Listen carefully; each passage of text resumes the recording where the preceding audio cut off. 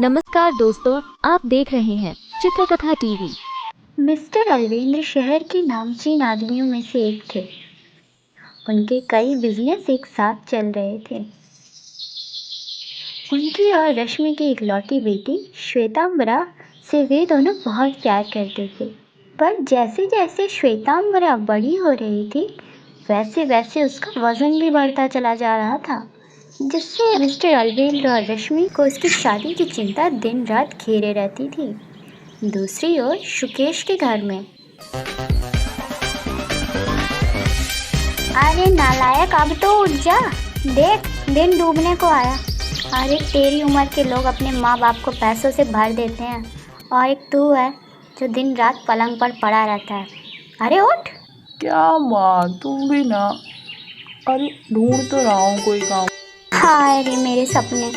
अरे मैं भी सोचती थी कि एक बड़ा सा बंगला होगा, महंगी गाड़ी में बैठकर घूमा करूँगी, पर तेरे कंगले बाप की इतनी औकात ही नहीं।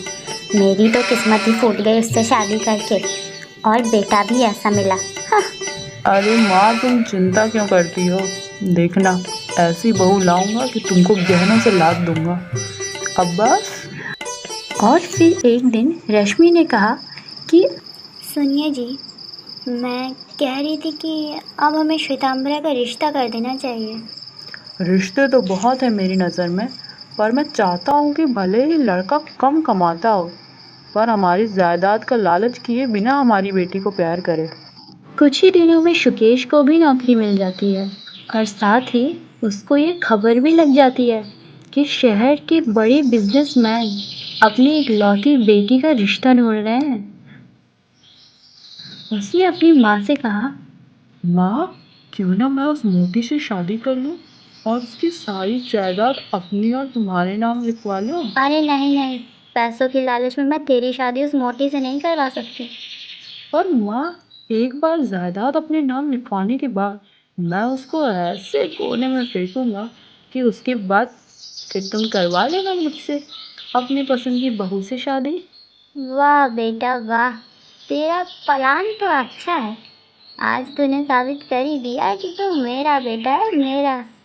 और फिर शुकेश और उसकी माँ अच्छा बनने का नाटक कर श्वेतांबरा के घर उसके रिश्ता मांगने जाते हैं। अरविंद और रश्मि को भी रिश्ता जच जाता है और दोनों की शादी हो जाती है। और फिर शादी के बाद श्वेतांबरा सुबह सुबह उठते सभी लोगों के लिए पोहे और चाय बनाती है, और वो घर को बहुत अच्छी तरीके से संभालती है। दूसरी ओर शुकेश और उसकी माँ अलग ही चाल चल रहे होते हैं। अरे बहू, तू मेरी बहू नहीं, मेरी बेटी है, बेटी। अरे तुझसे तो मैं इतना प्रेम करती हूँ, इतना प्रेम करती हूँ कि अपने उस कमबख्त बेटे से भी नहीं करती। तू इस घर में जब से आई है, खुशियों की तो जैसे बहार लाई है। और सुकेश भी श्वेतांबरा से प्यार से बात करता है, और इस तरह दोनों माँ बेटी ने श्वेतांबरा का विश्वास जीत लिया। और फिर एक दिन, माँ, माँ, नवी प्रॉपर्टीज के पेपर बनना है।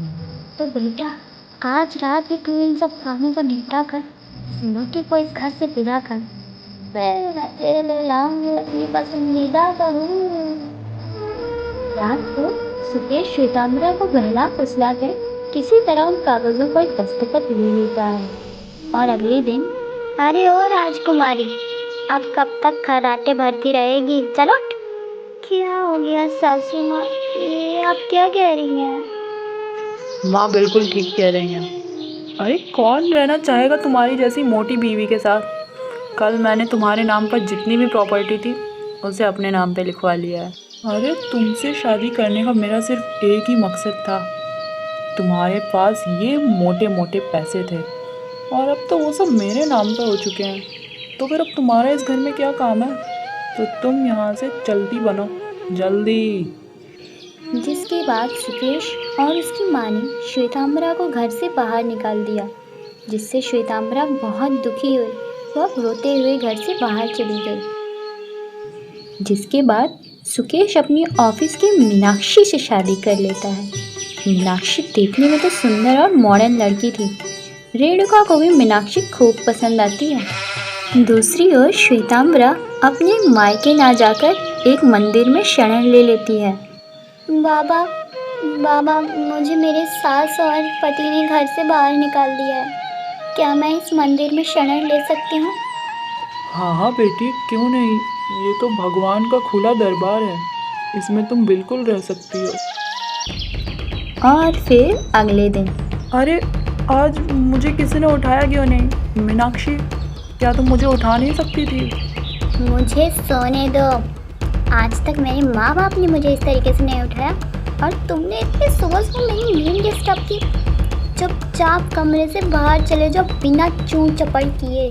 मीनू, तुम ये कैसी बातें कर रही हो? मैं तुम्हारा पति हूँ। अरे पति हो तो क्या सर पे बैठा लूँ? जाओ, कहाँ न जाओ। मुझ पर हुक्म चलाने की सोचना भी मत, समझ आया? जिससे सुकेश बहुत दुखी होता है। अरे बहू, ओ बहू, अरे आज नाश्ता मिलेगा कि नहीं? चुप आंटी। अरे मुझे भी तो बहुत ज़ोरों की भूख लगी है।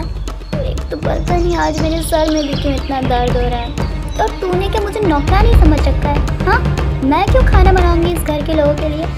जा जल्दी से कुछ फटाफट से अच्छा सा बना के लिया, मुझे बहुत ज़ोरों की भूख लगी है, समझी? अरे बहू, ये तू किस तरीके से बात कर रही है अपनी सास से? वैसे ही जैसे तुम लोगों से करनी चाहिए। मैंने तेरे बेटे को भी बता दिया है और तुझे भी बता दे रही हूँ कि मैं हूँ मीनाक्षी। मुझ पर हुक्म चलाने की कोशिश बिल्कुल मत करना, समझ आया? मीनाक्षी के मुंह से ऐसी बातें सुनकर रेणुका की तो सुंदर बहू लाने की सारी ख्वाहिश पे चूर चूर हो जाती है। जिसके बाद रेणुका खुद ही खाना बनाती है और फिर धीरे धीरे हर रोज़ ही ऐसा होने लगता है। अब रेणुका ही घर के सारे काम किया करती थी। धीरे धीरे रेणुका की तबीयत ज़्यादा काम करने की वजह से ख़राब होने लगती है। एक दिन रेणुका की तबीयत बहुत ख़राब होती है और वह कहती है, अरे बहू, वो मेरी दवाइयाँ ज़रा ख़त्म हो गई है, ज़रा पास वाले मेडिकल स्टोर से लेती आएगी क्या? क्या बोली बुढ़िया? तेरी इतनी हिम्मत बढ़ गई, तूने मुझे काम बोला? उसी समय सुकेश भी ऑफिस से घर आ गया और उसने कहा, बस मीनाक्षी बस, तुम माँ से इस लहजे में बात नहीं कर सकती। हर रोज़ देख रहा हूँ तुम्हारी बदतमीजियाँ दिन प्रतिदिन बढ़ती ही चली जा रही हैं। क्या मैं, क्या माँ, तुम तो किसी से भी अच्छे तरीके से बात नहीं करती हो। क्या तुमने यही संस्कार सीखे हुए हैं? अरे वाह रे वाह, अब बेटे को भी मैं चुभने लगी। मुझसे जुबान चलाने की कोशिश बिल्कुल मत करना। अरे मैं उस भोली भाली गाय श्वेतांबरा की जैसी बिल्कुल नहीं हूँ, समझ आया?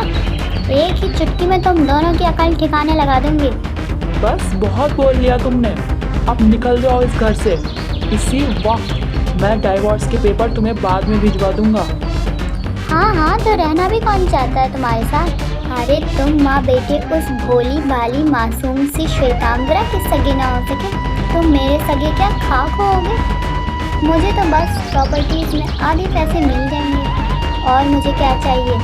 मैं अभी इसी वक्त इस घर से जा रही हूँ। जिसके बाद मीनाक्षी भी तुरंत घर छोड़ के चली जाती है। इस घटना से दोनों माँ बेटे की आँख खुल जाती है और उन्हें अपनी गलती का एहसास हो जाता है और वे दोनों श्वेतांबरा के पास जाने का तय करते हैं। आखिर श्वेतांबरा को ढूंढते ढूंढते वे दोनों मंदिर पहुंचते हैं।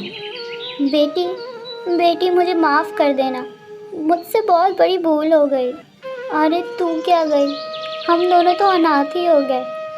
श्वेतांबरा, मुझे कोई पैसे नहीं चाहिए, प्लीज़ तुम घर चलो, मुझे माफ़ कर दो, मुझसे बहुत बड़ी गलती हो गई। आइंदा मैं ऐसा कभी नहीं करूँगा तुम्हारे साथ, प्लीज़ घर चलो ना। अरे आप दोनों ये क्या कह रहे हैं? गलती किससे नहीं होती, इस दुनिया में माफ़ करने वाला सबसे बड़ा होता है। हम दोनों से भूल हो गई। हमने जायदाद की लालच में आकर ही तुम्हें बहू बनाने का सोचा था, पर अब हमारे मन में पैसों को लेकर कोई लालच नहीं रहा। अरे तू तो सगी बेटियों से बढ़कर मेरा ख्याल रखती थी। मैं तेरे रहते कभी बीमार नहीं पड़ी। बहू, मुझे माफ़ कर देना। माँ जी, पर मुझे आपसे कोई शिकायत नहीं है। बाबा, क्या मैं घर जाऊँ? हाँ बेटी, इन्हें माफ़ कर दो और तुम अपने घर जाओ और एक सुखी संसार बसाओ। जिसके बाद श्वेतांबरा उनके साथ घर चली जाती है और उस घर की खुशियाँ एक बार फिर लौट आती हैं। इस कहानी से हमें यह सीख मिलती है कि माफ़ करने वाले से बड़ा इंसान इस धरती पर कोई नहीं होता। मिलेंगे आपसे फिर से एक नई कहानी में। तब तक के लिए अपना बहुत ख्याल रखें। नमस्कार दोस्तों, आप देख रहे हैं चित्रकथा टीवी।